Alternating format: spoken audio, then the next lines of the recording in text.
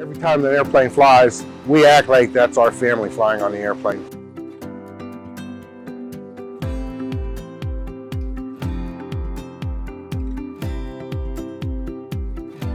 Just something you start out as a child, you start watching them take off and land, and you're like, wow, that's something really neat that, you get your brain working and you feel like you want to get into. Everything is looked at from nose to tail. You might work on the tail one day, and then the next day you're working in the cockpit or you're working on the wings. In the end, you'd be putting seats in because that's where they needed you to go.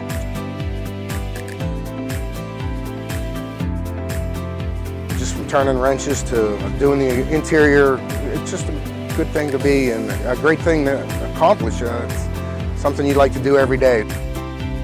Our job is important, and just like everybody's job, the pilots, they play a big part in it, as we all know. But we do too. We keep the airplanes mechanically fit and safe. Well, most about it, just seeing one go down the runway and take off and make it back and know that I worked on it.